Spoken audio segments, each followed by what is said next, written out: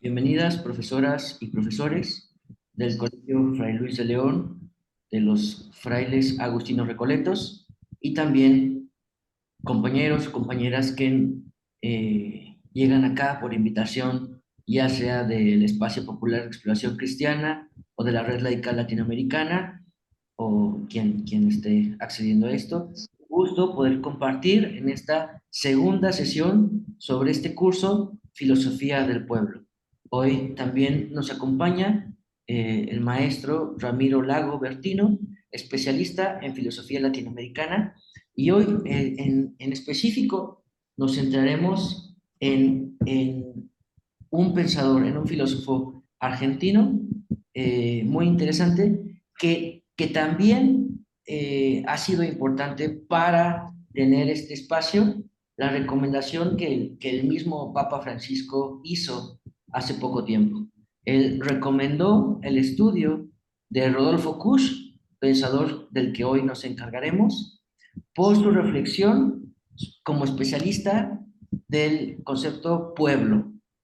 Entonces, pues como siempre les invitamos, si es posible, tener su cámara encendida para interactuar mejor y también en la parte final a compartirnos sus preguntas o sus comentarios sobre estos temas. Entonces, pues, un placer y bienvenido, Ramiro, con cariño.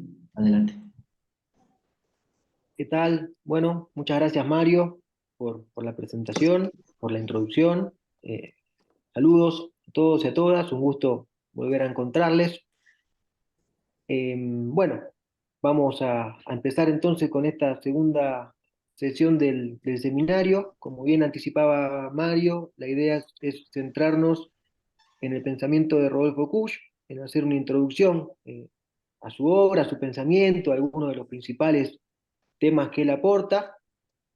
Eh, lo pensamos cuando lo hablamos a lo mejor también con Mario, eh, digamos, para ir llegando, digamos, al punto crucial de lo que sería el curso, que es la interacción entre estos pensamientos y los debates abiertos al interior digamos, del campo intelectual eh, cristiano, que particularmente en Argentina desde los años 70 eh, tiene mucha fuerza y del cual el Papa Francisco es un emergente. Eh, entonces, digamos, si la sesión anterior fue una sesión más histórica, en donde la idea fue un poco reconstruir el proceso eh, histórico, sobre todo de Argentina, porque eso es una filosofía latinoamericana, pero con una impronta muy fuertemente marcada por el proceso histórico que estaban viviendo los autores, que inevitablemente se remite al contexto argentino, digamos. La sesión de hoy estaríamos entrando más de lleno a ciertas cuestiones filosóficas estrictamente, que son de la filosofía de Kusch, y la sesión, la que viene, ya sí estaríamos viendo más de lleno la articulación entre estos problemas filosóficos y los problemas teológicos que se desprenden de aquí.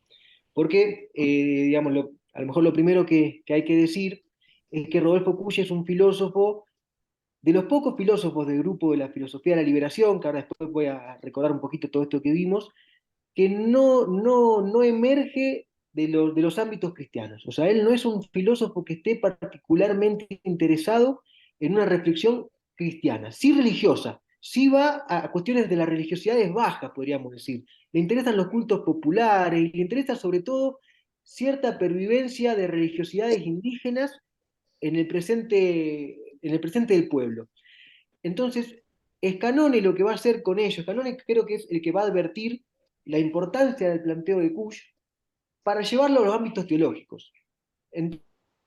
Yo consideraba que era importante primero ver a Kusch, porque Kusch está diciendo algunas cosas sin las cuales es difícil entender lo que Scanone va a decir. Juan Carlos Scanone es el otro filósofo, es un filósofo justamente muy cercano, digamos, uno de los principales exponentes de la llamada teología del pueblo, que es, digamos, una línea teológica al interior de la teología de la liberación que surge en Argentina y de la cual el Papa Francisco está digamos, digamos, en la cual se forma, él es un poco más joven, en la cual se va a formar y de la cual constantemente va a tener referencia y constantemente va a estar haciendo alusión a.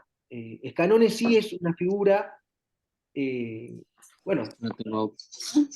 muy significativa para el pensamiento de Francisco, y él es el que acercó a Kusch, a Rodolfo Kusch, a estos ámbitos de la Iglesia, y el que de alguna forma tendió el puente entre lo que Kusch había propuesto y, lo que, digamos, los intereses y las problemáticas que estaban discutiendo estos intelectuales, sobre todo, digamos, en los años 70, en el post-concilio Vaticano II, en el post-Medellín y en la adecuación de Medellín al contexto argentino.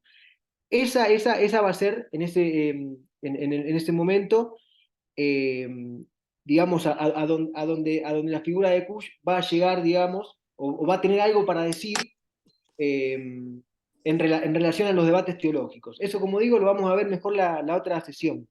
Mario, no sé, no, porque me aparece mi imagen en grande y la verdad que no tengo ganas de verme a mí mismo.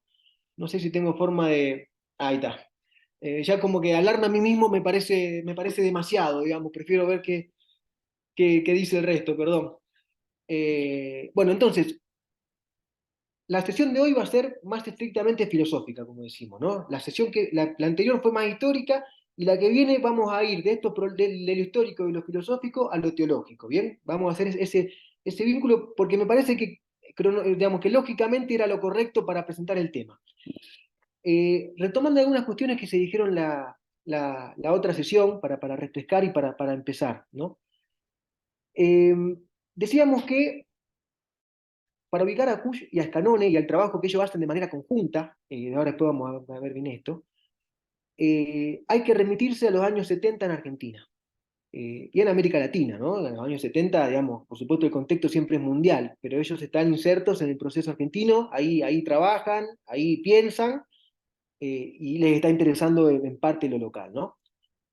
En este contexto de los 70, la filosofía se vio cuestionada, vamos a decir así, por los debates que las ciencias sociales estaban teniendo, por el propio proceso de la realidad latinoamericana, que post-revolución cubana y en el mundo con los procesos de descolonización de Asia y África, bueno, había toda una emergente de esto de los procesos de descolonización que se expresaba en las ciencias sociales en la problemática de la dependencia, ¿no? Va a ser la teoría de la dependencia en el ámbito económico, la primera que va, digamos, a advertir que para entender la situación latinoamericana no basta con pensar en términos de su desarrollo, no basta con pensar de que Europa de alguna forma refleja nuestro futuro y que por tanto tenemos que esforzarnos para ser como ellos, sino que lo que hay que ver es que hay una relación asimétrica entre el centro y la periferia, entre los países centrales y los países periféricos, y que nuestra situación, digamos, es justamente fruto de esta relación asimétrica. Entonces hay que poder pensar nuestra situación de dependencia para pensar cómo superamos esta situación, ¿no?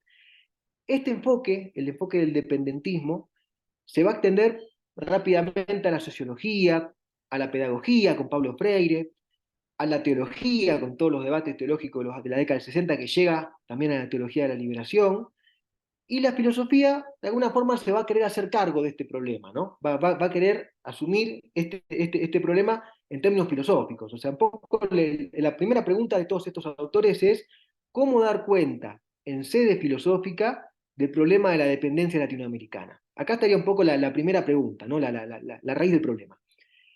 Ante esto estaba, lo mencionamos la otra vez, un libro de Augusto Salazar Bondi, su título es en pregunta, ¿existe una filosofía de nuestra América? ¿Existe una filosofía de nuestra América?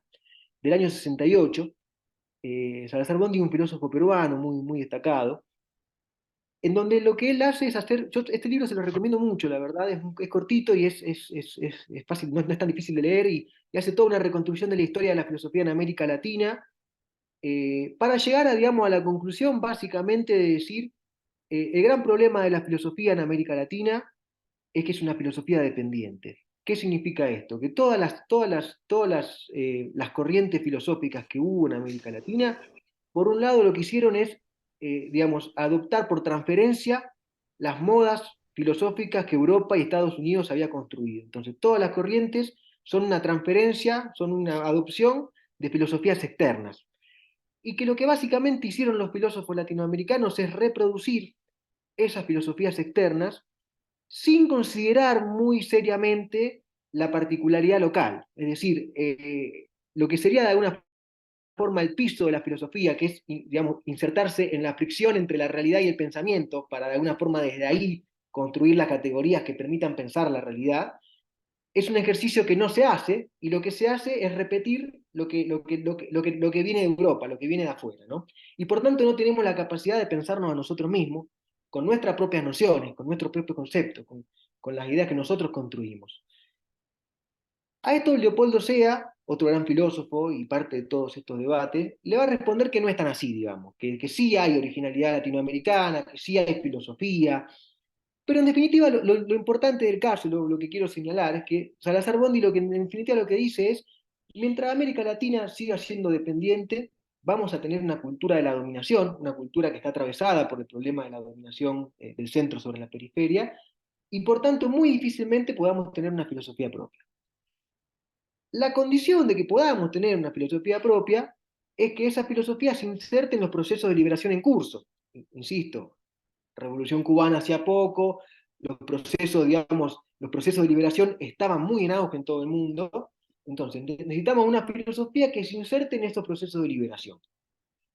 Ahí es donde el grupo argentino de jóvenes, un colectivo de jóvenes filósofos, muchos de ellos, Puya es el más viejo de todos, junto con Roy, con Arturo Roy, van a decir, acá está, tenemos que hacer esto, tenemos que hacer una filosofía de la liberación. Dentro de este grupo de filósofos, es un grupo muy heterogéneo, con distintas perspectivas. A lo mejor cuando digo filosofía de la liberación, algunos de ustedes piensen en Enrique Dussel, a lo mejor los que están en México piensen en Horacio Ceruti, a lo mejor tengan algún otro, digamos, alguna referencia. Bueno, justamente a mí lo que me interesaba resaltar en esto es que hay muchísimas corrientes internas, hay muchas líneas de pensamiento, y una de estas emergencias es la que nosotros estamos trabajando, que es lo que podemos llamar filosofía del pueblo, como una corriente al interior de la filosofía de la liberación con características propias, cuyos principales exponentes son Rodolfo Kusch, Carlos Cuyen y Juan Carlos Escanone. Bien, esto lo vimos un poco la otra vez, hicimos un repaso histórico, lo quería traer como para que más o menos lo tengamos presente. Entonces, esta filosofía de estos filósofos, que está de por sí ya desde el nombre, digamos, el nombre es más bien reciente, se lo ha puesto sobre todo Ariel Fresia, que es uno de los estudiosos de Nescanone más importantes. Yo sigo sobre esa idea porque me parece que es muy correcta, muy acertada, y lo hace inspirándose justamente en la corriente de la teología del pueblo, de la cual Escanone es un exponente muy significativo y que es una corriente al interior de la teología de la liberación, una variante argentina de la teología de la liberación. Por qué insisto con esto de que es una variante argentina? Porque si hay algo que caracteriza tanto a la teología del pueblo como a la filosofía del pueblo, es que construyen su perspectiva en un doble juego, en donde la primera parte de este juego tiene que ver con que es justamente una perspectiva que se orienta en el análisis de lo argentino, o sea, que quiere interpretar el proceso histórico-cultural del pueblo argentino en su especificidad. ¿Cuál es esta especificidad del pueblo argentino en la década del 60-70? El peronismo, y fundamentalmente la resistencia que el peronismo estaba protagonizando frente a los procesos dictatoriales que lo habían querido borrar, ¿no? Cuando uno ve ahora el intento de asesinato a Cristina de Kirchner el año pasado, por ejemplo, de alguna forma es una continuidad y una actualización de todo esto, que en Argentina es muy, muy vigente, ¿no? El sector, digamos, de lo que estos autores denominarían el antipueblo, eh, queriendo eliminar así directamente al peronismo. Algo que, como lo demuestran las elecciones de este último domingo, muy difícil en Argentina. El peronismo siempre vuelve, siempre está, siempre tiene una insistencia, y eso es un punto del tema que estos filósofos quieren comprender filosóficamente, digamos, ¿no? Luego voy a volver a esta cuestión. Ahora, esta idea de una perspectiva que se construye a partir de la experiencia histórica del pueblo argentino, y donde de acá, digamos, de vuelta ya empezamos a ver la cuestión del pueblo, ¿no? La cuestión del pueblo. Porque no era, digamos, en el caso de la resistencia peronista, no era una clase, no era solamente la clase obrera la que se oponía, la que resistía, eran un conjunto de sectores muy heterogéneos, ¿no? Y entonces, ahí ya hay un énfasis necesario en cuanto a que lo que hay es un pueblo, digamos, ¿no? Y acá empezamos con este tema. El otro elemento que de alguna forma muestra lo que es esta filosofía del pueblo es justamente digamos, el factor contrario, es la postulación de una unidad cultural continental. Es decir, siempre que se habla, siempre que se piensa en la experiencia del pueblo argentino, se está pensando en el pueblo argentino como parte integrante de un proceso histórico-cultural continental. Es decir, se habla de pueblo latinoamericano, básicamente, ¿no? Y se postula que hay una unidad. O sea, ahí está de alguna forma la idea de la patria grande como principio motriz, la idea de una nación latinoamericana, ¿no? Lo que pasa es que esta nación latinoamericana inevitablemente tiene los procesos internos, tiene desarrollos desiguales, tiene procesos específicos, y justamente el peronismo es eso, es un proceso específico de Argentina, digamos, ¿no? Pero está esta doble vía de pensar lo local y de pensarlo a nivel continental, y de remitirnos a cuestiones continentales para dar cuenta de lo local también, que eso es un poco lo que vamos a hacer hoy. Eh, entonces, repaso. La filosofía del pueblo surge en Argentina luego de unos años de la filosofía de la liberación. La filosofía de la liberación surge en el 71, la filosofía del pueblo como que se forma en el 75-76, 1975-76. ¿Por qué? Porque había una serie de debates en la filosofía de la liberación que justamente empezaron a marcar diferencias, y estos son autores que justamente van a decir eso. Nosotros queremos hacer énfasis en una revisión histórica positiva de la experiencia argentina, del pueblo argentino, del peronismo, a diferencia de otros autores que a lo mejor lo van a ver de manera negativa. ¿Y qué es lo que tiene la filosofía del pueblo como característica? Que son filósofos que van a retomarse mutuamente. Es decir, y por eso yo quería primero trabajar a Cushi y después a Scanone, porque básicamente lo que Scanone va a decir es, él empieza su libro más importante de todo este periodo, que es Nuevo Punto de Partida de la Filosofía Latinoamericana, diciendo, yo en esta investigación estoy suponiendo a Kush. O sea, yo supongo todo lo que Kush hizo para hacer lo que yo voy a hacer, digamos. Entonces, si no entendemos qué fue lo que hizo Kush, difícilmente podamos entender qué es lo que Scanone está queriendo hacer, digamos, ¿no? Luego, cada uno tiene su originalidad, digamos, ¿no? Cada uno tiene su campo de interés. Vamos a ver que Kush, el campo de interés, está centrado en lo indígena, en el pensamiento indígena. Escanón está centrado en el mundo cristiano. A él lo que le interesa es la historia cristiana de América Latina y cómo el cristianismo que viene de Europa, digamos, se conjuga con las tradiciones autóctonas para formar, digamos, lo que sería el corazón de la cultura del pueblo latinoamericano, ¿no? Que es una cultura cristiana para Escanón. Kush va a estar más interesado en el proceso, digamos, en ver el otro lado, digamos, en ver qué pervive del mundo indígena en nosotros. Esa podría decirse es la gran pregunta de Kush, ¿no? ¿Qué de la cultura indígena, qué de los pueblos originarios de América sigue operando en nuestra propia cultura, en nuestros propios principios? ¿Bien? Eh, Dos o tres características más de la filosofía del pueblo para ya pasar a Kush, digamos, dos o tres características que son compartidas, digamos. Una de ellas es el esfuerzo, creo que ya lo comenté la otra vez también, y ya lo estoy diciendo acá con énfasis, ¿no? De hacer un estudio histórico-cultural. ¿Qué quiere decir esto? Que no se enfatiza la dimensión socioeconómica. Hay una discusión muy fuerte con el marxismo de estos autores. Estos autores están queriendo construir una perspectiva que no responda a la que no utilice las categorías marxistas para pensar la realidad. Con esto están discutiendo con otros filósofos de la liberación, con otros teólogos de la liberación, que sí quieren recurrir al marxismo para pensar lo que está pasando, digamos, ¿no? Y ya la noción de pueblo misma da cuenta de una posición al respecto, ¿no? Para el marxismo, y sobre todo en los 70, ahora ya a lo mejor ese tema ya está más superado, la noción de pueblo era problemática, porque pueblo ¿qué es? Es un conjunto de clases sociales, digamos, ¿qué es? O sea, ¿cómo definir económicamente al pueblo? ¿Qué es lo que hace que distintos sectores puedan, digamos, aglutinarse en uno, ¿no? Y ahí estaba un poco, digamos, el peligro del populismo, ¿no? El peligro de incluir en el pueblo a sectores que serían de las clases dominantes, vamos a decirlo así, ¿no? Y que por tanto no pueden ser parte de un proyecto popular, o son justamente los que oprimen al pueblo, digamos, ¿no? Entonces, estos autores toman una clara posición al respecto en el sentido de que ellos quieren construir nociones que superen o que vayan más allá o que vayan en otro sentido distinto al del marxismo.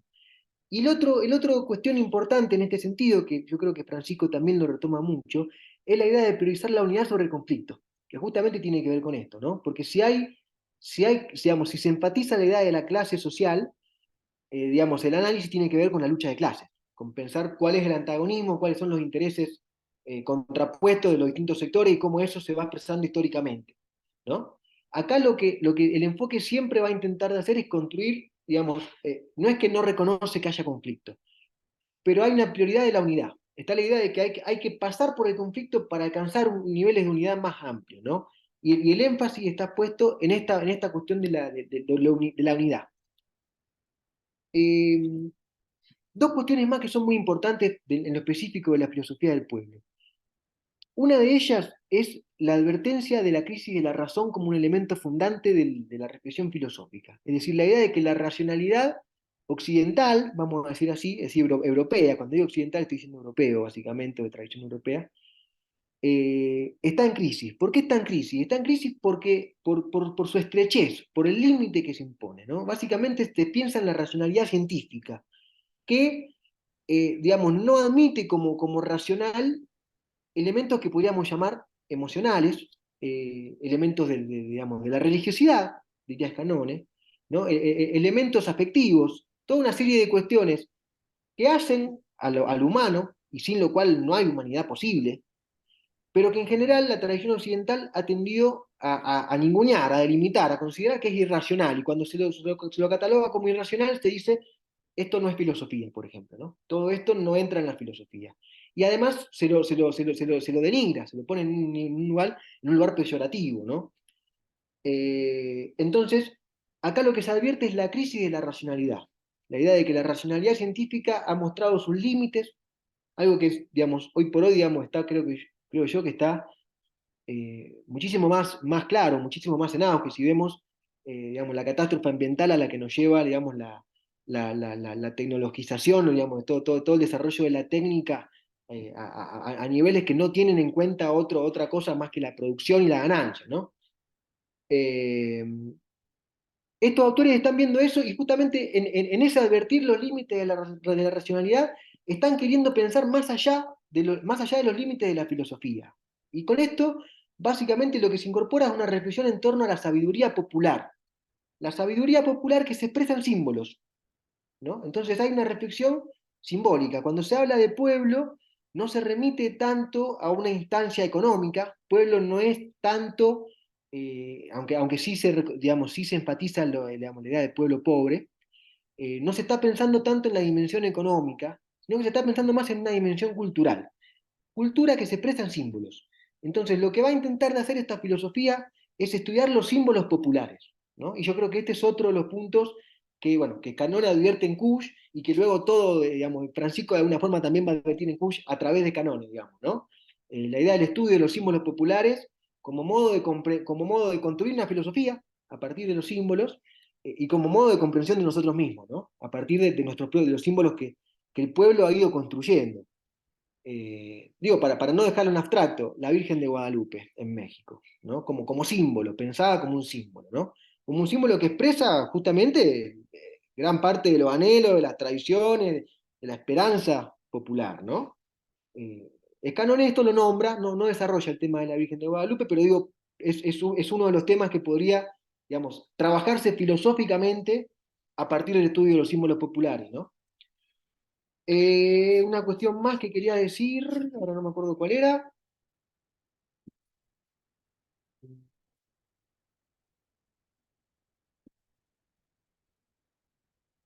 Bueno, y, digamos, el gran principio, digamos, de todo esto, y ya un poco se desprende de lo que estoy diciendo, es la idea de que el pueblo es justamente el sujeto de la filosofía. La discusión del momento, la discusión en ese contexto, tenía que ver con que, digamos, la filosofía de la liberación partía del piso de que el pueblo era el sujeto de la liberación, ¿no? Que el pueblo era el sujeto protagónico de los procesos sociales que estaban apareciendo en los distintos países y que estaban de alguna forma marcando agenda y mostrando para dónde querían que la sociedad vaya, ¿no? Insisto, pensemos que los 60 y los 70, digo el 68 mundial, pensemos que hay un contexto de gran efervescencia en el mundo, ¿no? Estos filósofos van a redoblar la apuesta. Van a decir que el pueblo no solamente es el sujeto de la experiencia histórica, no solamente es el sujeto de la liberación, el pueblo es el sujeto de la filosofía. Es decir, la filosofía para ser tal tiene que anclar la reflexión en el pueblo y tiene que justamente buscar a través del estudio de los símbolos populares y de la característica de lo popular, cuáles serían las categorías propias de una filosofía latinoamericana. ¿Por qué digo latinoamericano? Porque si suponemos digamos, que hay una unidad cultural continental a nivel del pueblo, entonces si nosotros logramos, digamos, estudiar esos símbolos populares, estaríamos postulando una filosofía continental, digamos, ¿no? Esta cuestión de si logra ser continental o no, podría ser un tema de debate, digamos, si realmente, digamos, uno a partir de estudiar un caso concreto puede generalizarlo. Yo creo que igual sí logran encontrar una serie de principios que son claros, digamos, que son claros y que uno los puede encontrar en las distintas experiencias. Yo realmente creo que sí, que eso está ahí, digamos. Y en esto entonces hay una postulación muy fuerte, digamos, de superar la distancia que habría entre los intelectuales y el pueblo, o entre la clase media y el pueblo, ¿no? Esta es una advertencia que está ahí muy clara, ¿no? La idea de que hay una clase media, recordemos que la clase media no existe como clase, digamos, como clase, uno lo piensa como clase social, no tiene, digamos, al no, digamos, toda la clase que no, a la cual no pertenece los medios de producción, no es una clase en sí misma, es clase trabajadora, digamos. Pero la distinción entre clases bajas y clase media sí es una distinción cultural que existe, y efectivamente hay clases que nos consideramos, y yo, digamos, acá tampoco, ¿no? La cuestión de los intelectuales generalmente provenimos de los sectores medios, culturalmente, digamos, en otro tipo de posición, incluso económicamente, en otro tipo de posición, ¿no? Entonces, hay un esfuerzo muy grande de superar esta distancia entre lo que sería clase media y pueblo, entre acercar posiciones entre el mundo intelectual y el mundo popular, ¿no? El intelectual entonces tiene que partir, su reflexión tiene que partir de lo popular. Por eso Scannone llama a su libro más conocido, más importante de este periodo, el nuevo punto de partida de la filosofía latinoamericana. ¿Cuál es este nuevo punto de partida? El pueblo definido como qué? Definido en el sentido que Kusch lo define, el pueblo como nosotros estamos, que ahora vamos a ver esa parte, digamos, ¿no? Entonces, vamos ahora sí a ver de lleno a Kusch en el tiempito que nos queda, ya se me hizo medio largo. Kusch, Günter Rodolfo Kusch es un filósofo de origen alemán, o sea, su familia llega a Argentina huyendo de la Primera Guerra Mundial, y este dato, en los años 20, él nace. Este dato es importante porque tiene un conocimiento de la lengua alemán, de la cultura alemana, muy importante, muy significativo, ¿no? Es una persona que aprende alemán desde muy chiquito, digamos, aprende alemán en su casa, lee autores alemanes desde su casa, de sus padres, digamos, y que luego de estudiar filosofía en la Universidad de Buenos Aires, advierte que había una falencia muy grande en la carrera, que sí que le enseñaban una serie de técnicas, una serie de métodos, nociones, pero que estaban muy lejos de la realidad. Y entonces lo que va a hacer es empezar a hacer una serie de viajes a lo que sería el lugar que él considera neurálgico de América del Sur, que es el occidente boliviano, o sea, la parte del altiplano, la parte más indígena de Bolivia, vamos a decirlo así, las sierras peruanas, la parte también, el Cusco, la parte inca, quechua de Perú, y el noroeste argentino, es la zona que limita con Bolivia, con Perú, es toda una misma zona geográfica, los Andes, ¿no? Y el mundo quechua y aymara. Él entonces va a hacer el esfuerzo de confrontar lo que había aprendido en la carrera de filosofía y todo su conocimiento en filosofía alemana, que eran muy vastos, con las realidades de los pueblos indígenas de América Latina y en particular con el mundo quechua y aymara, ¿no? Y esta cuestión, esta conjunción de estos dos polos de su pensamiento se va a conjugar con el tercero, que es que muy prontamente ascribe al peronismo, digamos, ¿no? Esta triangulación entre la filosofía alemana, el indigenismo y el peronismo es rarísima para cualquier pensamiento, digamos, y más para uno en su contexto. Entonces va a generar algo muy extraño, es decir, ningún peronista del contexto, del momento, se hubiera identificado a sí mismo como, digamos, en su reconstrucción genealógica pensándose indígena. En todo caso, en Argentina el peronismo siempre se identificó con lo gaucho. Hay un libro probablemente el libro más importante de la filosofía argentina del siglo XX, que es El mito gaucho, de Carlos Astrada, donde él justamente hace como esta ligación entre los gauchos del siglo XIX y el peronismo del siglo XX. pero intentar remitir la experiencia popular peronista al mundo indígena precolombino y hacerlo desde categorías alemanas, insisto, es una particularidad muy única de Cuye en ese contexto, ¿no? Eh, es en esta triangulación que él va a construir toda su obra. Toda su obra gira de alguna forma entre esos tres puntos. Su primer libro se llama La seducción de la barbarie, de 1952. Luego escribe en 1962 América Profunda, que es su principal libro y en el cual nos vamos a detener un poquito más nosotros hoy. Eh, Después sigue escribiendo, bueno, hay tres libros más que son como su columna vertebral. Uno es El pensamiento indígena y popular, El pensamiento indígena y popular en América, de 1970, y después La geocultura del hombre americano y los esbozos de una antropología filosófica americana, de 76 y 78. La obra de Cuy es una obra muy compacta, muy homogénea, o sea, constantemente está volviendo sobre las mismas problemáticas de distintos enfoques. Sí se puede decir que hay un paso desde una perspectiva más ensayística, más propia de la ensayística nacional de ese contexto, al estilo de Octavio Paz, ¿no? El laberinto de la soledad, por ejemplo, Martínez Estrada en Argentina, autores que van a querer pensar de manera desde la perspectiva del ensayo, una perspectiva entre científica y literaria, más literaria en muchos sentidos, digamos, lo que sería la cuestión del ser nacional, a perspectivas que están acercando cada vez más a enfoques antropológicos, a enfoques de las ciencias sociales, ¿no? Kush, de hecho, muchas veces es considerado un antropólogo, aunque no estudia antropología, porque sus últimos libros tienen mucho de metodología antropológica.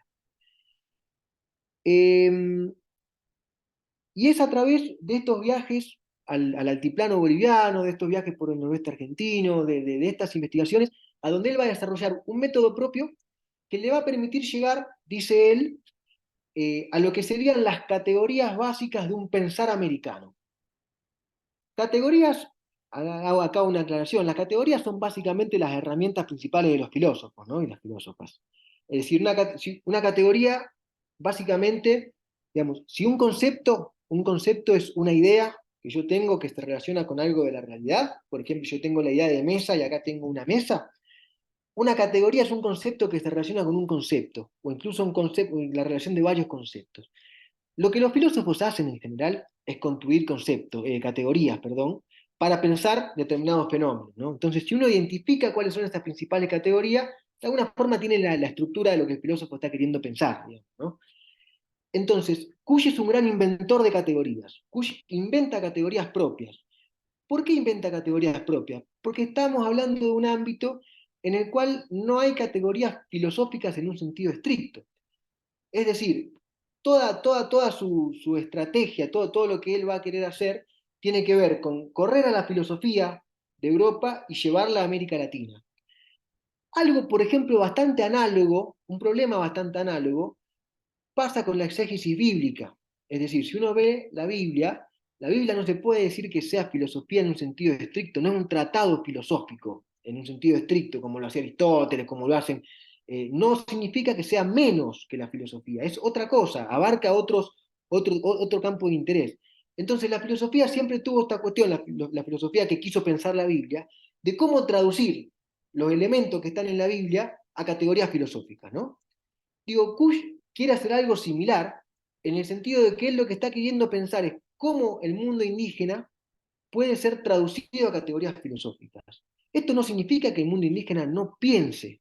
Por supuesto que hay pensamiento, por supuesto que hay nociones, pero la filosofía es como técnica es algo que inventaron los europeos, que viene de Egipto en realidad, pero digamos, que desarrollan como tal los europeos, y que para hacerlo en un sentido estricto tiene que cumplir con ciertos requisitos lógicos, digamos, que no lo cumple Popol Vuh, por poner un ejemplo, ¿no? Pero sí de Popol Vuh se puede concluir, se puede extraer unas categorías filosóficas. Ese es un poco lo que Kush va a querer hacer, ¿no? ¿Cómo lo va a querer hacer Kush? Kush va a recurrir a lo que sería el instrumental filosófico más avanzado de la época. Hoy ya a lo mejor no está tan avanzado, pero sí en su momento era muy de avanzada, digamos. y sobre todo a dos nociones.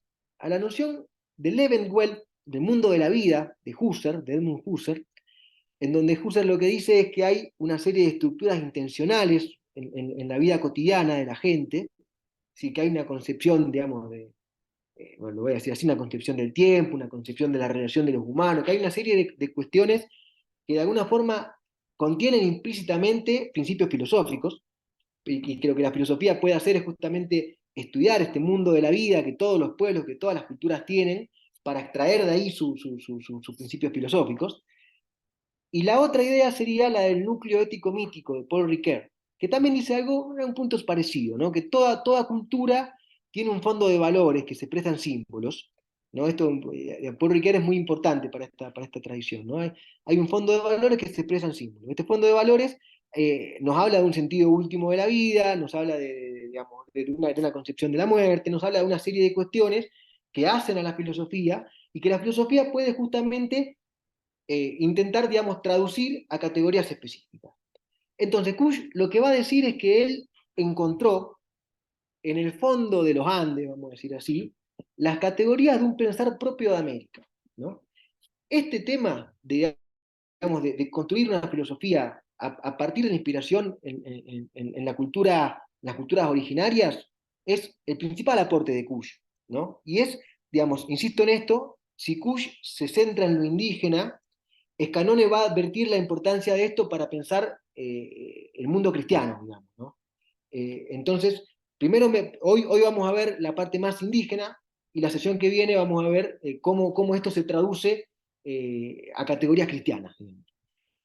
Eh, ¿Qué es lo que hace Cuy en América Profunda? ¿Cómo llega él a delimitar el campo de, digamos, las categorías fundamentales?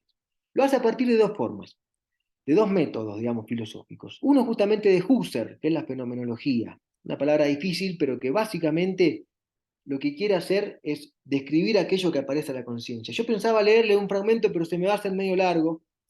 Kush, le digo a todo esto, Kush escribe muy bien. Kush es un gran autor, tiene una gran pluma, digamos. Es muy lindo de leerlo. O sea que yo les recomiendo mucho que intenten leer América Profunda, porque a diferencia de lo que pasa con otros filósofos que a veces son como muy difíciles, Kush digamos, se ha esforzado mucho en tener una pluma, digamos, corrida, en tener mucho de literario. Entonces, es entretenido de leer, ¿no? A pesar de que es muy estricto en esto que voy a decir, ¿no? Que hace filosofía pura y dura, digamos.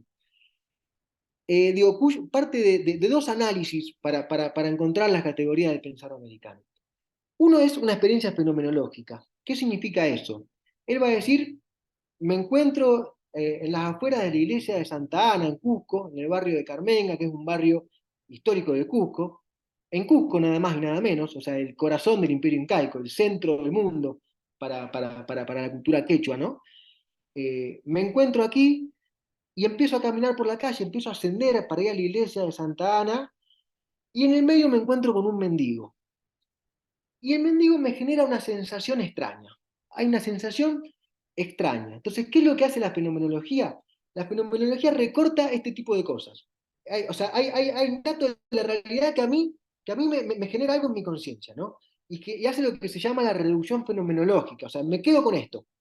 Y entonces empiezo a indagar acerca de esta sensación que yo tengo, ¿no? Esto la verdad que está muy bien escrito, pero se me haría muy largo, digamos, contarle todas las sensaciones que él va mostrando, se lo digo para que después lo lean ustedes. Y él lo que termina diciendo es, lo que me doy cuenta es que ese mendigo, de que lo que me transmite ese mendigo es un hedor. Ese mendigo hiede, huele mal. Y acá no nos apuremos que, digamos, no pensemos mal de Kush. Ahora voy al punto, ¿no? Eh, ¿Qué significa que este mendigo huela mal? Y cuando digo, después del mendigo me doy cuenta que también hay una chola, hay una india que también huele mal, que la calle huele mal, que la iglesia, que todo huele mal. Dice, estoy ante el hedor de América. O sea, siempre vemos a América con un rostro hediento. Y ante eso, ¿qué hacemos nosotros, los ciudadanos ilustrados, la clase media, digamos, ¿no? Porque él siempre se posiciona en un lugar ahí, digo, pensamos que somos pulcros. Nosotros emitimos el juicio de la pulcritud. Pensamos que frente a ese mendigo sucio, nosotros estamos limpios. Y en realidad, dice Kush, esta distinción entre hedor y pulcritud está escondiendo una realidad de fondo. Digamos, el mendigo de alguna forma nos está mostrando lo que nosotros somos muy en el fondo, pero no nos queremos ver de nosotros mismos. Y por tanto, ¿qué hacemos? Esgrimimos el mito de la pulcritud, nos creemos que somos limpios, ¿no? Y entonces, cómo comprender esta dicotomía tan clara en América? Y yo acá hago un paréntesis, digo, del peronismo en Argentina, y creo que en general de la mayoría de los movimientos populares, se dice que son sucios.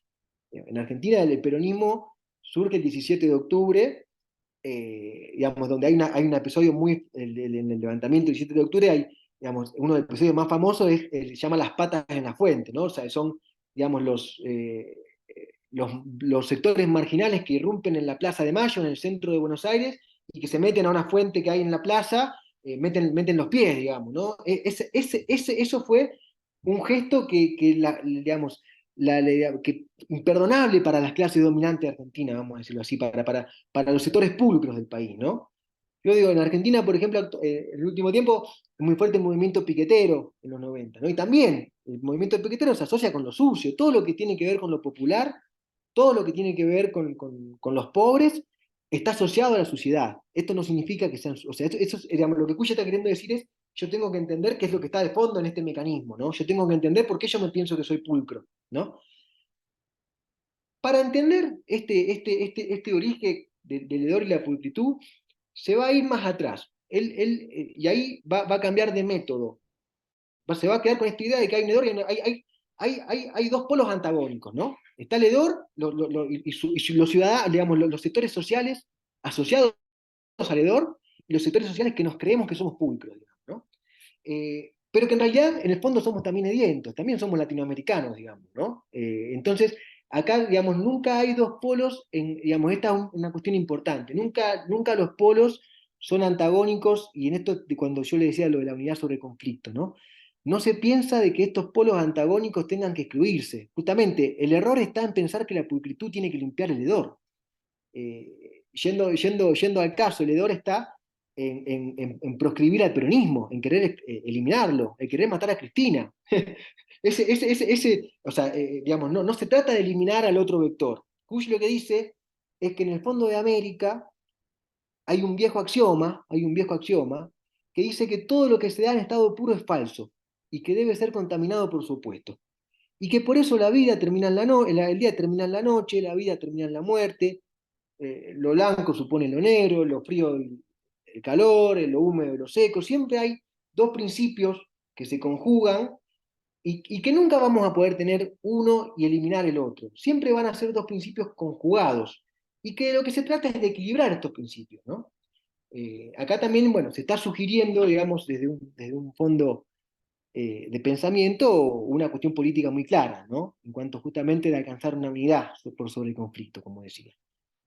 Para explicar esta parte, para explicar esta cuestión, él se va a remitir a un texto de Santa Cruz Pachacuti, que es un cronista de Indias del siglo de 1700, de la segunda generación de los cronistas de Indias, que era un gran conocedor de la cultura quechua y al cual un cura le encarga justamente hacer una historia de los incas, ¿no? Pero como gran conocedor de la cultura quechua, él, digamos, mete cosas, digamos, que son muy propios de esta cultura, digamos, ¿no? Como que de alguna forma se filtran en un contexto, digamos, inquisitorial, en un contexto difícil, filtra ciertas nociones que justamente darían cuenta de lo que sería el mundo de la vida del pueblo quechua, del mundo aymara. Mario, yo ahí te pasé una imagen, no la quiero compartir yo a tu WhatsApp, no sé si, porque si yo la otra vez quise compartir pantalla y se me fui y no quiero perder el tiempo en eso, porque quiero mostrarles, digamos, Kush va a enfatizar mucho un dibujo que Santa Cruz hace, en el cual él dice que este dibujo estaba en el templo de Coricancha, que era el templo más importante de Cusco, insisto, en el centro del corazón de la cultura quechua, ¿no? Que luego ese dibujo fue borrado, no lo encontraron los españoles, y que de alguna forma reflejaría lo que sería la visión del mundo, la concepción del universo que tenían los pueblos quechuas, ¿no? No sé, Mario, si lo puede ver, si no, bueno, si no, no importa. Ahora voy, Ramiro. Ya. Eh, bueno, básicamente en el dibujo, lo que va a mostrar, lo que va a mostrar el dibujo, ahí está. Gracias, Mario, perdón que yo no lo puedo. No te preocupes. Este es el dibujo que supuestamente expresa la visión del universo que tenía la cultura quechua, ¿no? ¿Qué es lo que vemos? Por supuesto, el dibujo da para mucho, pero me quiero quedar, si ustedes ven más o menos en el centro, un poquito más abajo, hay dos personas, ¿no? Que dice hombre y mujer.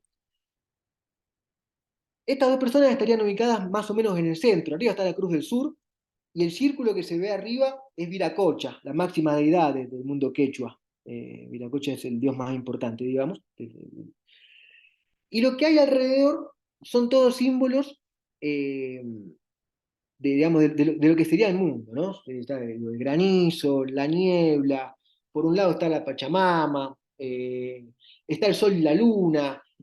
Básicamente, esta imagen habría que dividirla en cruz, digamos, hacer una línea vertical que separa lo masculino y lo femenino, y una línea horizontal que separa cielo y tierra. Y en donde lo importante, digo, la clave que Cuya encuentra en este dibujo era su análisis de 120 páginas, que yo les recomiendo que lo lean, digamos, yo acá vamos a hacerlo muy, muy breve, es que lo que podemos ver es que la humanidad, el hombre y la mujer, están ubicados en el corazón del cosmos, en el corazón del universo, pero son muy chiquitos y se disputan entre fuerzas que son muy grandes, ¿no? Y hay fuerzas que son llamativas, digo, ¿no? La cuestión del granizo, del rayo, digamos, que son elementos fastos y nefastos. Eh, entonces, ¿cuál sería el esquema básico, ¿no? Justamente la división masculino-femenino supone lo que yo les decía antes de dos principios opuestos y complementarios, no antagónicos. Es decir, el mundo se constituye a partir de dos principios que se relacionan. Esto tiene mucho que ver, y yo creo que para decirlo muy rápido, con el mundo oriental, y por ejemplo con el principio del yin y el yin y el yang del Tao, en donde básicamente hay dos grandes principios, el uno es blanco y el otro es el negro, ¿no? Como principios opuestos, pero que no están divididos taxativamente, sino que, no sé si recuerdan la figura del Tao, que es una línea que hace como oscilante, ¿no? O sea, son principios que se mueven, son principios que se mueven, y donde lo blanco tiene un punto negro y lo negro tiene un punto blanco.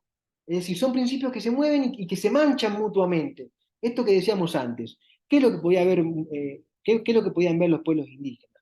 Que todos los días terminan en noche y que la noche es necesaria para que vuelva a surgir el día. La idea de que Viracocha, de que el dios es el círculo que vemos arriba, como círculo creador, tiene que ver con la figura de calendario, tiene que ver con la figura de un ciclo que se va sucediendo, ¿no? Entonces, en resumen, ya estaría Mario lo de la imagen, yo simplemente quería mostrárselas. La cuestión está en lo siguiente, dice Kush, y yo se los voy a resumir en muy pocas palabras, ¿no? Lo que podemos ver es que hay una humanidad muy, digamos, que no se considera el centro del mundo, que no se considera el centro del mundo, sino que es parte de un mundo mucho más amplio, en el cual lo que se da es la disputa de los elementos fastos y nefastos, o sea, orden y caos se disputan en el sentido del mundo. Y lo que sucede para esta cultura es que el Dios tiene que venir a ordenar el mundo. A diferencia de Hegel, Dios y mundo no son lo mismo. Dios, mundo, razón y ser equipara todo Hegel, ¿no? Lo que nos estarían diciendo los quechuas es que el Dios y el mundo son antagónicos. El mundo es caos, el mundo es desorden. Y lo que viene a hacer el Dios es ordenar el mundo. Y entonces el mandato divino que el pueblo quechua asume es la idea de intentar de imponer un orden que ordena el caos, digamos, ¿no? Ahora, este orden no es permanente, no es total. Este orden es básicamente anual, o sea, todos los años hay que volver a insistir con el orden. O sea, es un mundo que constantemente puede salir mal, digamos, donde el caos constantemente está ahí y es posible, ¿no? Sobre esta base, sobre este esquema, Bush va a decir que los incas tienen un término que es el término Kai, K-A-I-Y, que sería el equivalente de ser y estar, que justamente sería, digamos, la forma justamente que expresa, recordemos la cuestión del ser es la cuestión fundamental en la filosofía, ¿no? Que expresaría la cuestión fundamental de su visión del mundo. Y dice que para traducirlo en español tiene una marcada denominación de estar. O sea, que los indígenas conciban al mundo no como ser, sino como estar. Y por eso estar va a ser la categoría más importante que él va a proponer. Esto es ya una herejía filosófica, si uno piensa que toda la filosofía siempre se ha pensado desde el ser y no desde el estar, ¿no? O sea, la idea de que lo latinoamericano es una filosofía que parte del estar y no desde el ser, ya supone como un dislocamiento respecto a la tradición de la filosofía, ¿no? ¿Cuál es la diferencia entre ser y estar? Básicamente esta idea de lo transitorio. Yo les pongo el ejemplo que va a poner Scanone más adelante. A lo mejor suena fuerte, pero si yo les digo que estoy enfermo, les digo que estoy en un estado transitorio. Les digo que lamentablemente ahora me siento mal, pero yo espero mañana sentirme bien, ¿no? Y lo cual no implica que pasado no pueda volver a sentirme mal, digamos. No hay una cuestión esencial en esto, hay una cuestión de transitoriedad, algo que pasa. Si yo les digo que yo soy enfermo, les estoy diciendo algo que es inherente a mí, algo que es inmutable, algo que yo no puedo cambiar de mí, ¿no? Entonces, él lo que va a decir es que los conquistadores europeos que llegan a América llegan desde la posición del ser, desde la posición del ser que justamente habría construido la tradición filosófica, pero que la tradición filosófica respondía a un modo de existir, digamos, a una forma de vivir, digamos, ¿no? Mientras que los latinoamericanos no son, sino que están, es otra forma de habitar el mundo, ¿no? Entonces, para entender la cuestión del pueblo latinoamericano y para entender incluso el presente, Kush dice lo que tenemos que pensar es ese encuentro y ese choque entre estos dos modos de ser, que se encuentran, se chocan en la conquista, que se hibridan, que configuran de alguna forma en su conjunción, e insisto con esto, Kush está todo el tiempo pensando en una cuestión relacional, nunca es blanco-negro como opuestos que siempre hay un entrelazamiento, siempre se están tocando, ¿no? Siempre se manchan mutuamente.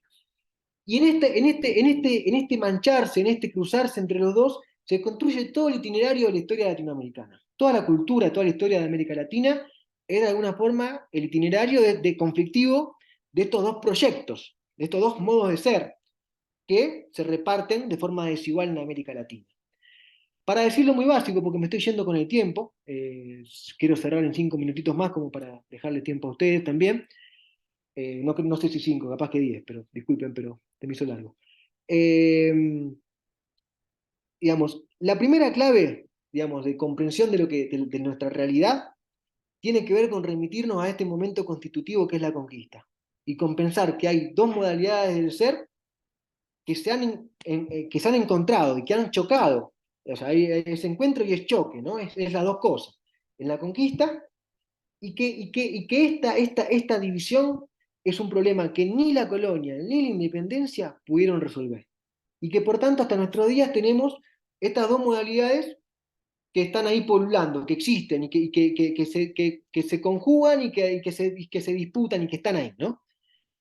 ¿En qué se expresaría esto? Bueno, en que en América Latina habría algo así como dos grandes clases, clases en un sentido cultural, no en un sentido hasta existencial, si se quiere, ¿no? Que serían las clases que, digamos, que de alguna forma se identifican más fuertemente con el estar, que serían las clases populares, ahí aparece pueblo, acá está, digamos, la cuestión, digamos, pueblo se identifica con estar. La principal característica del pueblo es que está. Ahora voy a decir un poquito más de esto. Mientras que las clases coloniales, dirigentes, se identifican con el ser, con la idea de ser alguien, que es esta modalidad europea que llega a América con violencia, ¿cuáles son básicamente la diferencia entre ser y estar? En primero, el estar justamente como parte de esta división, digamos, de este enfrentamiento con la naturaleza, con el universo que decíamos antes, ¿no? La humanidad, pensemos en el dibujo, la humanidad se encuentra frente a una naturaleza enorme que se le impone, básicamente lo que hace es arraigarse a esa naturaleza, se arraiga a la tierra, hay un arraigo a la tierra como principio fundante, ¿no? Si nosotros pensamos los pueblos originarios hasta el día de hoy, todos tienen una idea de madre tierra, o sea, todos tienen una concepción de la tierra como madre, todos tienen esta noción de que son pueblos totalmente arraigados, ¿no? A diferencia de esto, el ser europeo se concibe a sí mismo como enfrentándose con el tiempo. O sea, el ser europeo es un ser que es ser para la muerte, diría Hegel. Es un ser que la clave está en su devenir histórico y en la inevitabilidad de morir, y que por tanto lo que hace, sin importar el tanto de la naturaleza, es construir una segunda naturaleza, la ciudad, dice Kush, ¿no? ¿Sí? Se construye una naturaleza alternativa, en vez de arraigarse. Hay un desarraigo constitutivo de este ser, ¿no? Hay un ser que se desarraiga totalmente. Eh, en segundo lugar, el estar, cuando se arraiga la tierra, siempre es un arraigo que se hace colectivamente. Hay una necesidad de superar, digamos, el antagonismo que el mundo nos impone a partir de que, a partir de constituirnos como comunidades. De vuelta, si vemos todos los pueblos originarios de América hasta el día de hoy, se piensan a sí mismos como comunidades. Hay muchas diferencias culturales, ¿no?, entre distintos pueblos, pero todos tienen un arraigo y todos son comunitarios. Por supuesto, hay quienes deciden abandonar la comunidad, pero este principio de la comunidad está presente, ¿no? Y es lo que van a denominar el nosotros en filosofía. Es decir, el principio del estar no es el yo que piensa y porque piensa existe y como existe puede dominar al resto, básicamente, que sería lo de Descartes y la filosofía moderna, ¿no? Sino que es un nosotros, es un principio comunitario, es un principio que parte de la comunidad, que supone de entrada un vínculo comunitario. Y en tercer lugar, el estar, que se arraiga a la tierra y que parte de nosotros, es un pensamiento emocional, es un pensamiento que parte justamente de la construcción de los símbolos, que parte de pensarse a sí mismo no como pura razón, no como racionalidad excluyente, una racionalidad que no acepta que hay emociones, sino que admite todos estos principios emocionales, religiosos. Aquí es donde de alguna forma toda la cuestión religiosa puede entrar, digamos, en lo que sería el ser del pueblo, ¿no? Entonces, estas comunidades, esta modalidad de estar, se constituyen, digamos, desde un principio simbólico. Mientras que el ser europeo, que parte de un yo individual, que en todo caso hace un contrato con otros yo individuales para construir la sociedad, ha intentado históricamente eliminar lo que sería el vector emocional. Ha intentado, digamos, suponer, y si uno ve la historia de la filosofía, por lo menos tal y como se cuenta generalmente, ¿no? Se dice que la filosofía empieza donde termina el mito, ¿no? En Grecia, digamos, esto ya en tema discutido, digamos, ya del siglo XIX, pero sigue siendo presente esta idea de que la filosofía, para ser tal, no es mito. ¿Y mito qué es? Mito es un relato que articula una serie de símbolos, ¿no? Entonces acá está la cuestión de los símbolos y el mito están entrelazados. Entonces, digamos, el ser europeo siempre se ha querido constituir a sí mismo como negando todo este vector mítico, todo este vector simbólico, emocional, ¿no? Y lo cual lleva, digamos, a lo que estos autores llaman a la crisis de la razón, ¿no? Que hoy la podemos ver en la neurosis, la podemos ver en la necesidad de tomar pastillas, digamos, de toda una serie de problemas que, digamos, que la sociedad tiene por no reconocer muchas veces que hay principios que son emocionales, ¿no? Y que ahí, digamos, el símbolo, lo que tiene el símbolo es que tiene múltiples significados, ¿no? Y sobre un significado más material llega a significados más hondos, porque por un lado se arraigan en un misterio telúrico, digamos, en la tierra, en la naturaleza, y por el otro llegan a lo trascendente, llegan a lo divino, ¿no? Por supuesto, este tema va a ser un tema muy importante para Canone que después vamos a ver. La cuestión estaría que nosotros en América nos estamos disputando permanentemente entre estas dos cosas, ¿no? Entonces, lo que hizo el ser, básicamente el ser parte de la idea del sujeto, del yo, que oprime al objeto, o sea, que considera que lo que no es yo es objeto, y que por tanto es a la mano, lo puede dominar, ¿no? Básicamente lo que hicieron los europeos es cosificar a los pueblos latinoamericanos, ¿no? Considerar los objetos. Si vemos lo que hoy está pasando en Palestina, digamos, la lógica es la misma. Básicamente los palestinos no son hombres, no son humanos, son cosas. Nadie tendría mucho problema en derribar una pared, digamos, ¿no? Si uno considera que una pared, digamos, no siente, no piensa, ¿no? ¿No? Entonces, esta equiparación digamos, de lo humano con la cosa es el principio de la dominación, digamos, ¿no? Y este es el principio que nace del ser, vamos a decir así. Mientras que el estar lo que hace es todo el tiempo resituar a los objetos, resituar a las cosas, resituar el mundo en un plano trascendente. Es decir, siempre va a situar toda esta, todo este trasfondo cósmico, todo lo que sería, todo lo que nosotros pensamos como cosa, como objeto, lo va a poner en un plano mítico. Kush pone un ejemplo muy lindo. Él pone el ejemplo en Oruro, en Bolivia. Dice que cuando las comunidades indígenas compran un camión, no saben si lo pueden usar. Tienen que hacer un ritual, ritualizar al camión, para recién después del ritual pueden usarlo, ¿no? Es decir, hay una forma de reubicar a los objetos, en este caso un camión, en un plano de los símbolos, en un plano simbólico, para desde ahí, digamos, resituar, y desde ahí resituar el mundo, ¿no? Entonces, son estos dos principios, ser y estar, los que se disputan en el mundo. Ya para ir concluyendo, a ver, quiero avanzar. ¿Cuál sería el punto? Y acá me voy a referir muy breve. Había un compañero en la otra sesión que había hablado de Abelardo Ramos. Yo me olvidé de mencionarlo antes, lo quería traer a colación porque eh, tenía que ver. Primero, Abelardo Ramos tiene una cosa muy parecida a estos autores, en cuanto que, digo, fíjense en que esta operación de Kush, digamos, una operación filosófica, ¿no? De remitirse al trasfondo de América para pensar la experiencia del pueblo argentino, ¿no? ¿Y dónde está la experiencia del pueblo argentino? Y ahora, digo, esto mismo lo hace Abelardo Ramos, y lo hace el revisionismo histórico peronista, que es, digamos, postular una unidad continental y pensar la experiencia local argentina en un vínculo inescindible, ¿no? Entonces, ¿cuál sería la cuestión del peronismo en Argentina? El peronismo sería una manifestación del estar, como muchas de las manifestaciones populares, ya sean religiosas, ya sean históricas, ya sean incluso poéticas, ya sean de distinta índole, son una manifestación del estar. ¿Cuál es el problema? ¿Cuál es, digamos, la situación? Todos los estados nacionales se constituyen desde el ser, digamos. Y el estar queda en todos los estados nacionales como por abajo, como subyaciendo, como estando, digamos, en lugares marginales, ¿no? Esta marginalidad del estar emerge como exabrupto en ciertos momentos. Justamente el 17 de octubre, en la aparición del peronismo, sería un exabrupto en el cual el estar se manifestaría con toda su potencia, y el peronismo sería un intento justamente de latinoamericanizar, de latinoamericanizar a la Argentina europea que se pretendía como ser, ¿no? Si lo llevamos al planteo puntual de la época, digo 1962, los 70, pensemos que justamente estamos hablando de un momento de proscripción del peronismo, un momento en donde el peronismo no podía ser nombrado. O sea, había una obligación de no nombrar a Perón. Es decir, esta idea del ser, de cosificar, de aniquilar al opuesto, digamos, ¿no? Esta idea de aniquilación del otro estaba muy presente. Pero ¿qué era lo que pasaba de hecho? Había un pueblo, el pueblo peronista, que protagonizaba lo que se conoce como la resistencia, ¿no?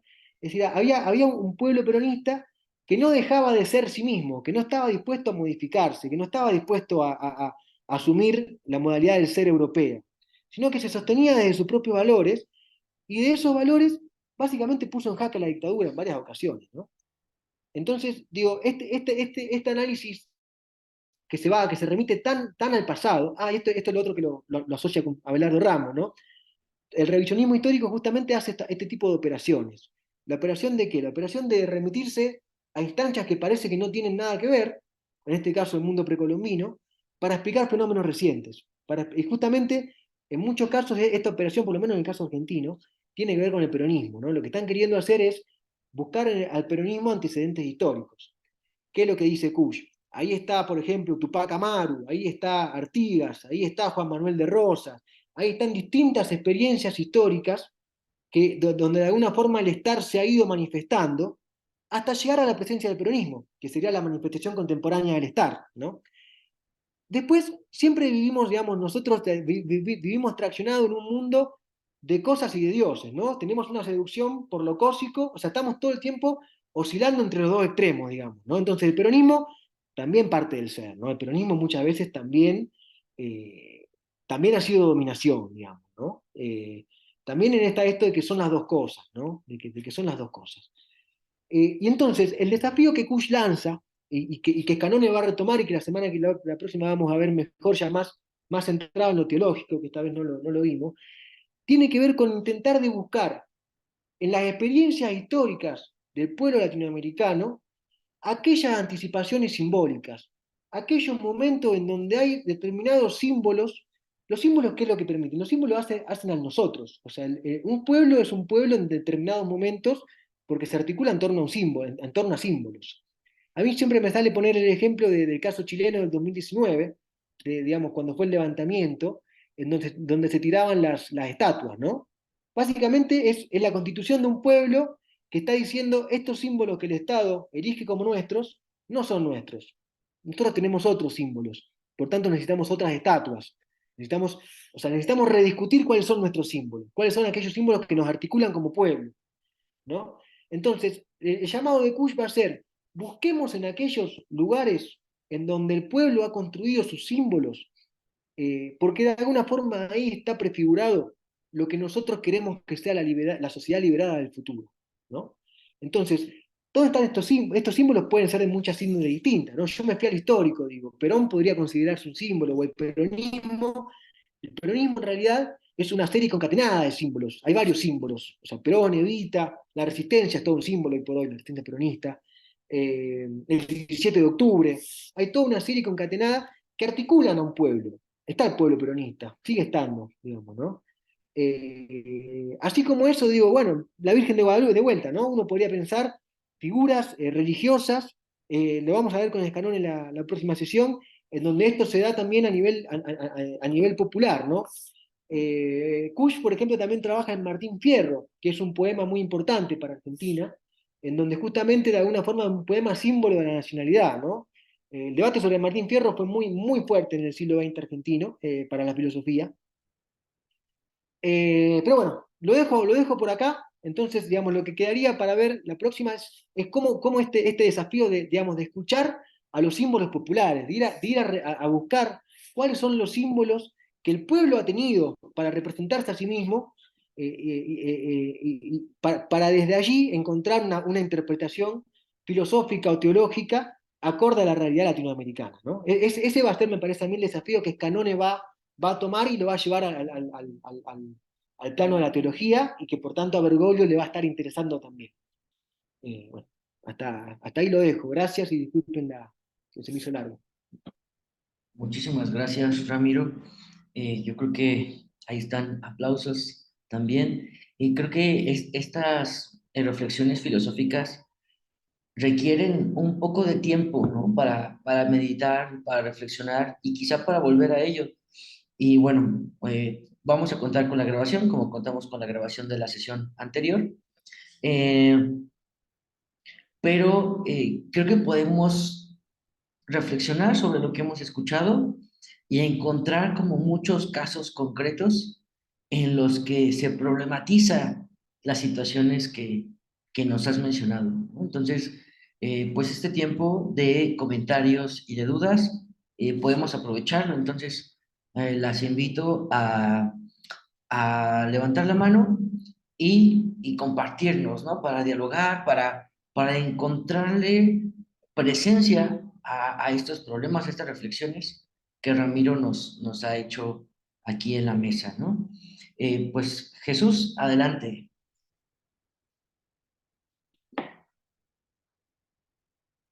A ver.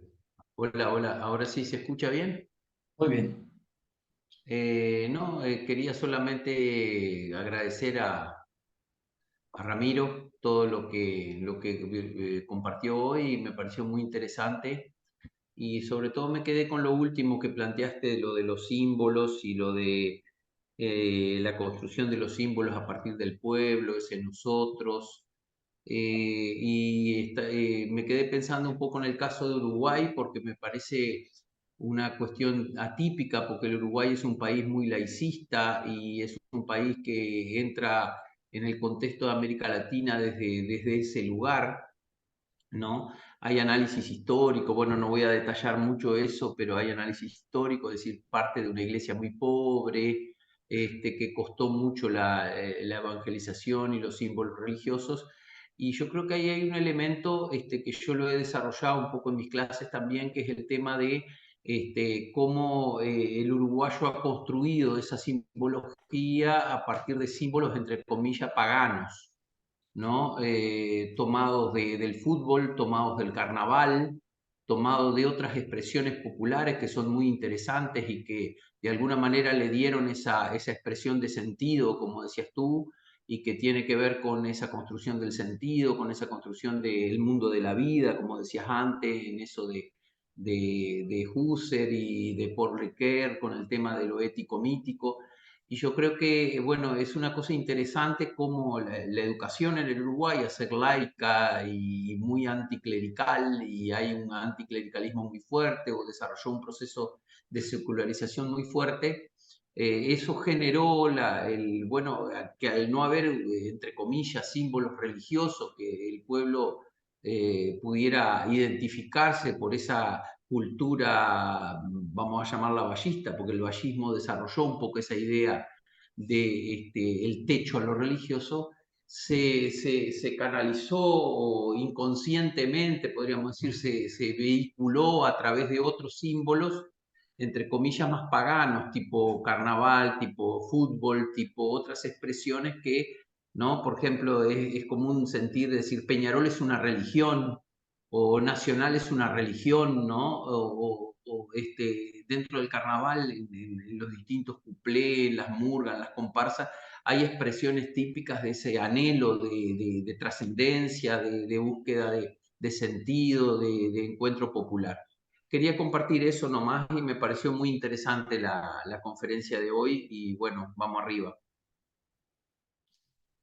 Muchas gracias, Jesús. Pues quedamos abiertos para sus comentarios y dudas.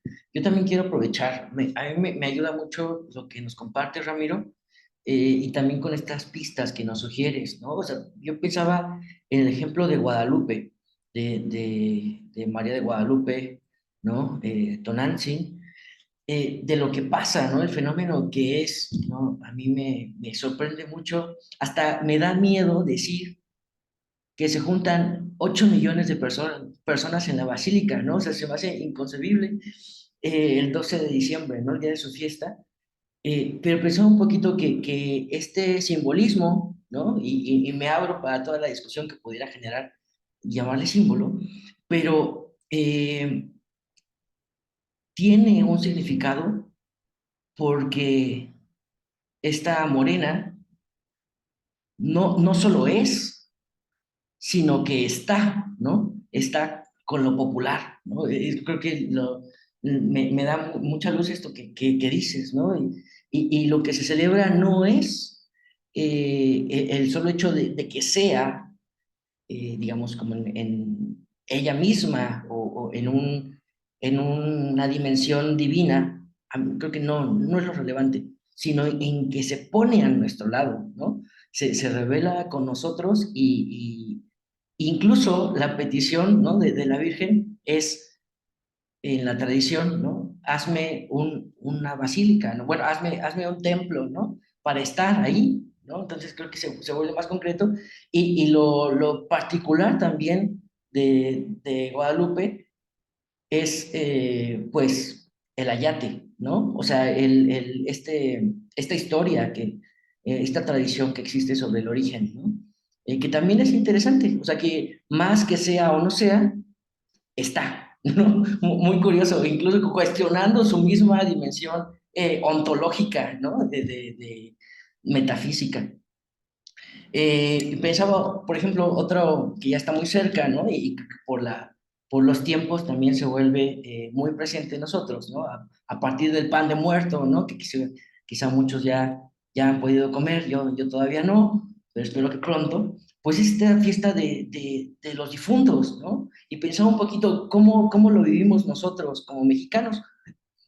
Quizá ya no con tanta validez, no lo sé, tal vez sí, o tal vez estamos como en un camino intermedio, pero pensaba en las personas, incluidos muchos de nosotros, el ir al panteón, ¿no? Con las tumbas de nuestros familiares. Y también se vuelve un estar, incluso más allá del ser, ¿no? Porque ellos tal vez ya no son como eran, pero siguen estando. Y nosotros con ellos, ¿no? Este vínculo popular que dices de relación, ¿no? De comunidad, también. Otra situación que se me ocurría, y creo que también es un problema histórico en Argentina, pero ahora lo estamos viviendo con mucho peso en México, es justo de los que ya no están, ¿no? Hablando de los desaparecidos. O sea, estas personas, familiares nuestros, ¿no? por situaciones de violencia, ni siquiera contamos con su muerte, ¿no? Lo que queda es su no estar, ¿no? Y por ahí pues, creo que hay un relato de Galeano en donde cuenta la lógica detrás de la desaparición, que es el que no se puede acusar de que haya un crimen porque no hay evidencia, ¿no? Entonces solamente es desaparecer a alguien y no tener más noticia de él, ¿no? Y en México estamos sufriendo mucho, quizá no tanto en Querétaro, ¿no? Parece que Querétaro tiene otro ritmo, pero también, ¿no? Pero más en otras regiones de nuestro país, en donde esto es muy presente, ¿no? Y bueno, incluso tal vez también en esta negación de la narrativa que hay en Querétaro, recordaba que hace poco hubo una brigada de familiares que fueron a Querétaro, ¿no? Y con otros familiares en Querétaro estaban ahí pidiendo buscar en los territorios a sus desaparecidos y recibieron pues acciones no de agresión del gobierno del Estado, ¿no? Para negar incluso su no estar, ¿no? El no estar de sus familiares. Entonces, eso me hace, creo que nos tendría que cuestionar muchísimo, ¿no? El semestre pasado terminamos un curso sobre doctrina social y en la última sesión nos acompañó un colectivo de acompañamiento a familiares que buscan a sus desaparecidos. Hoy veíamos esta situación, ¿no? Lo que implica.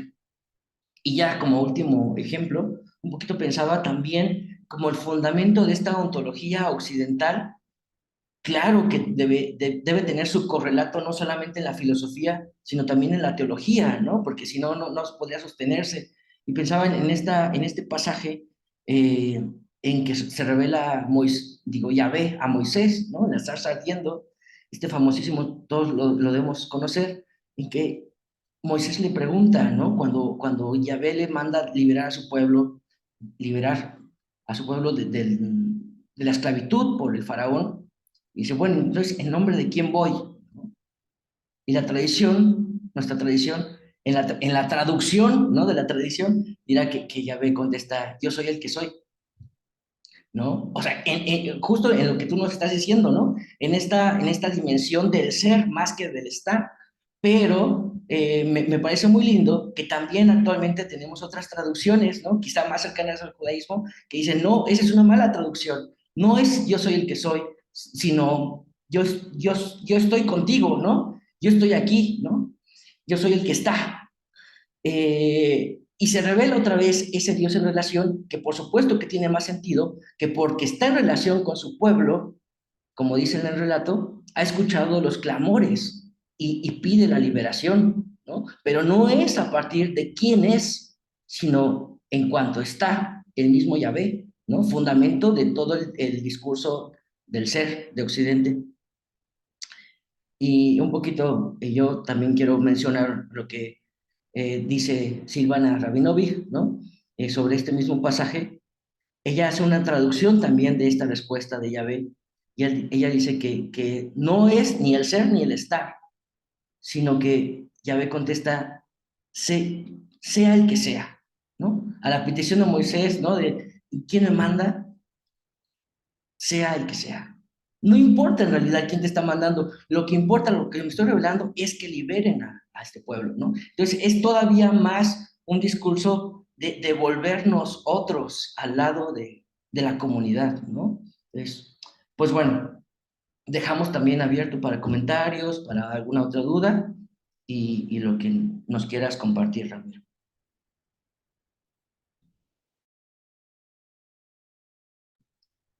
No sé si hay más comentarios, yo prefiero que hable otro y si no digo algo, mientras tanto comento alguna de lo que se ha dicho, digamos. Eh, por un lado, en relación a lo que dijo el compañero, que no me acuerdo ahora el nombre, compañero de Uruguay, sí, tal cual, tal cual. Bueno, justamente Kush está muy interesado en este asunto. Kush, digamos, como le digo antes, si Kush enfatiza las religiosidades bajas, Scanone va a llevarlo al ámbito de la iglesia y a pensar cuál es la tarea de la iglesia en todo esto, ¿no? ¿Y cuál sería un poco el asunto en general, digamos, en el ámbito latinoamericano? Que ahí el compañero lo decía muy claro en Uruguay. Yo creo que se da en otros ámbitos, a lo mejor con más o menos intensidad. Eh, digamos, lo que Cush diría al respecto sería, justamente el problema que tenemos en América Latina es que hemos construido, hemos instituido una serie de, digamos, de instituciones, de normas, de principios de convivencia, que no responden a los anhelos de abajo, ¿no? O sea, entre el Estado y el pueblo hay una fractura. Hay una fractura entre lo que se construye a nivel del país como conciencia, el ser, y lo que somos por abajo, ¿no? Y en ese despasaje entre lo que se pretende ser a nivel del Estado y lo que realmente pasa por abajo, el pueblo hace lo que el Estado no hace, o sea, el pueblo construye sus propios símbolos. Algo que, bueno, Kush lo estudia en el caso digamos, de las estructuras organizativas por ejemplo, de los quechua, de los aymaras, donde de alguna forma incluso el imperio inca está estructurado en función de estos mitos de origen, digamos, ¿no? O sea, todo el imperio tiene una estructura, el imperio tiene un centro con 4 zonas, lo cual ya, digamos, tiene que ver con todo el esquema mítico, digamos, no me quise meter en todo esto porque se me va muy lejos, pero digo, hay un correlato entre ciertos anhelos populares y cómo esto se expresa por arriba, aunque también hay conflicto, ¿no?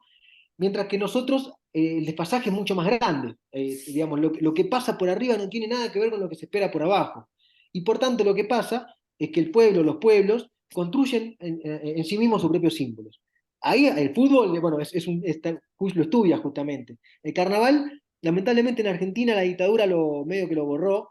Kush no lo ha trabajado porque hasta los 60, 70 era fuerte también, pero hoy los argentinos tenemos que ir a Uruguay a dimensionar lo que es Bueno, en el noroeste también está.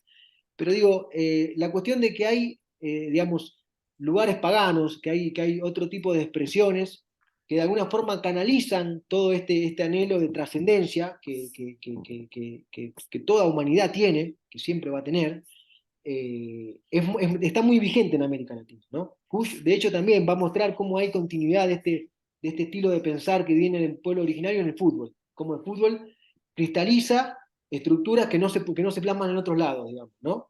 Pero acá hay un problema, y acá justamente Scanone también advierte esto, pero justamente lo que Scanone dice, bueno, pero ¿cuál es el rol de la iglesia, no? Porque si hay estructuras institucionales que no responden a lo que el pueblo necesita, entonces la iglesia acá tiene un rol, acá la iglesia tiene que hacer algo, ¿no?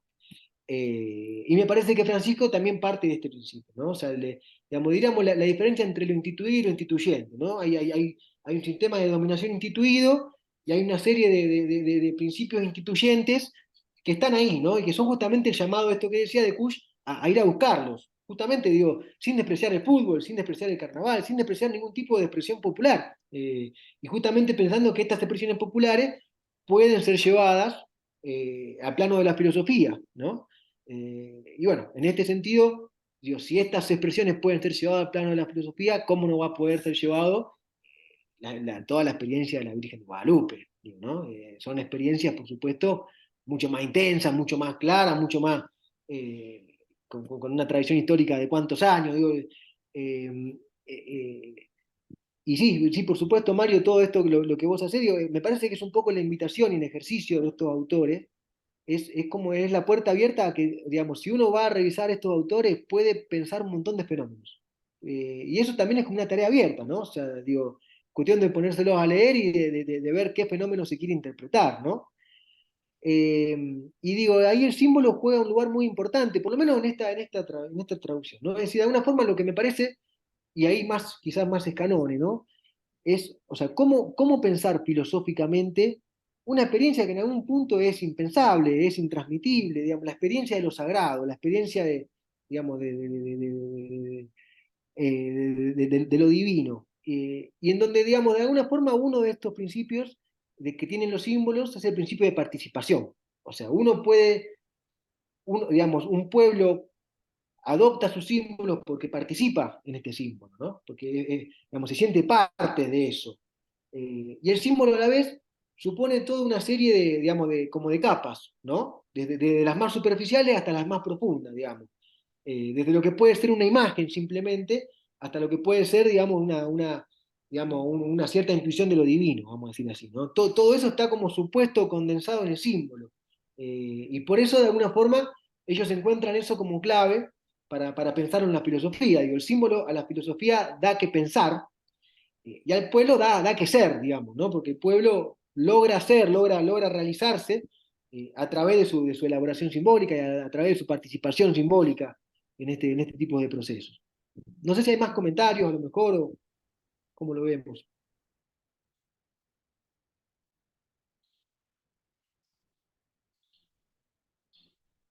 Pues si los animamos, es muy importante y muy valorado que ustedes nos compartan su reflexión, su comentario, su duda, ¿no?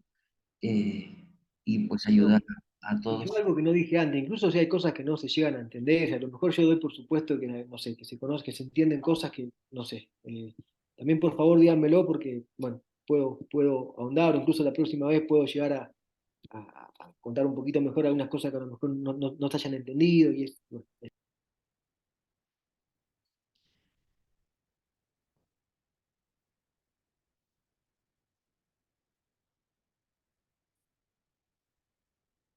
Adelante, si alguien quiere, adelante, María Eugenia. Bueno, algo que a mí me enriqueció es la visión del estar desde la cultura, pues, de las raíces latinoamericanas. Nunca me lo había planteado así. Entonces yo creo que esa es, pues, una aportación que me has hecho el día de hoy. Muchas gracias. Muchas gracias, María Eugenia. Ay, En la próxima sesión, cuando veamos Escanone el gesto que él hace es incorporar, digamos, a esta distinción ser-estar, una tercera dimensión, que es la dimensión del acontecer. Digamos, él va a complejizar la idea del ser, ¿no? La idea de que quienes llegan de Europa solamente son, digamos, provienen del ser. ¿Qué es lo que le está interesando? Está interesando las raíces cristianas de Europa, ¿no? Entonces, él, digamos, considerando, así como el ser y el estar tienen como características propias, él va a decir que el acontecer, que también viene de Europa, pero que se distingue del ser, tiene sus propias características, ¿no? Que tiene que ver con la filosofía cristiana, con una filosofía que ya la próxima vez digamos, se me haría largo explicarlo ahora en pocas palabras, digamos, ¿no? Pero justamente, digamos, me parece que la complejidad, digamos, cuando se incorpora las dimensiones más teológicas, es justamente pensar esta tercera dimensión, ¿no? Y hay una cuarta que estos autores no trabajan, pero que sería importante tener en cuenta en el caso latinoamericano, que es el problema de la negritud. O sea, África también aportó su modo de ser, digamos, sus modos de ser a América Latina, ¿no? Bueno, ahí en el carnaval uruguayo, la llamada del candombe está muy claro también, ¿no? Ese aporte negro, vamos a decir, al ser de lo latinoamericano, ¿no? Que bueno, como digo, también son temas que están, a mí me parece que es una invitación un poco abierta, ¿no? A retomarlos, a la posibilidad de llevarlos a análisis muy concretos de distintos fenómenos, y que de alguna forma es la tarea que por lo menos en mi caso siento que se desprende de estos autores, ¿no? Estos autores marcan un camino que de alguna forma nosotros podemos transitar. Y en ese camino de transitarlo también podemos, digamos, identificar a lo mejor cosas que consideremos que no sean correctas, que consideremos que haya que mejorar, aspectos que a lo mejor ellos no trabajaron, que se puedan buscar. Bueno, un poco estoy en esa búsqueda, digamos, ¿no? Ramiro, una pregunta. ¿Cuál dijiste que es el cuarto? ¿El negritud? Claro, digamos, el cuarto vector, digamos, de lo latinoamericano, digamos, que inevitablemente hay que tener en cuenta es el factor africano, ¿no? África, nuestra cultura, digamos. Esto, como digo, estos autores no lo han trabajado. Yo creo que la cuestión de la negritud sí tienen en los países donde el tema está más fuerte, es una reflexión que ya tiene mucho. En la Argentina es un poco más reciente. Argentina tiene un proceso muy particular con este tema. Y en todos los casos, digo, después también hay una complejidad, ¿no? Porque África no es una sola, así como, digamos, tampoco el estar, digamos, en algún punto está englobando culturas muy diversas, ¿no? O el ser, digo, ¿no? Ahí después también ahí está esta cuestión de, digamos, ¿no? Es uno de los comentarios que se le ha hecho que yo creo que es interesante al planteo de Cuyes. Bueno, Cuyes trabaja el mundo quechua, el mundo aymara, trabaja el mundo maya, hasta ahí. Yo ahora que estoy en México he podido como intentar de confrontar, digamos, estos principios quechua y aymara con el mundo mesoamericano, y sí creo que hay mucho punto de contacto, pero ahí también queda, digo, hay cuántas culturas que pueden llegar a tener otro tipo de principios, digamos, ¿no? Entonces, bueno, ahí hay como un riesgo y una cosa que, de vuelta, yo creo que lo interesante es que hay mucho por seguir reflexionando, hay mucha tela para cortar en todos estos temas, digamos. Entonces nos da a nosotros más, nos da trabajo, digamos, nos da chamba. Perfecto, Ramiro. Pues muchísimas gracias por esta segunda sesión. Hilda, ¿querías participar? Adelante. No, nada más pues que agradecer, ¿no? Y que sí, que realmente quedan muchas preguntas en el tintero, pero pues lo haremos para la próxima, ¿no? Porque si no, aquí ya el tiempo creo que se acabó. Pero, pues sí, me llamó mucho pues el enlace que hay con la espiritualidad inca y la parte de la filosofía del pueblo. Hay mucho que hablar de ello, pero será para la próxima. Gracias. Perfecto, muchísimas gracias, Hilda. Gracias, Ramiro. Y nada más quiero dejar un poquito la relación, ¿no? Estamos reflexionando sobre lo popular, la comunidad, y para los agustinos recoletos, recordar que el carisma principal es la comunidad. Ustedes como profesores del Colegio Fray Luis de León seguramente lo han visto en muchos lugares, ¿no? Carteles, en fin, en las misas. Y creo que en la próxima sesión, que también volvamos a la reflexión de las raíces cristianas, podemos darle vuelta a estos temas. Pues bonita tarde, un gusto, un abrazo, Ramiro, y que estén muy bien. Nos vemos después.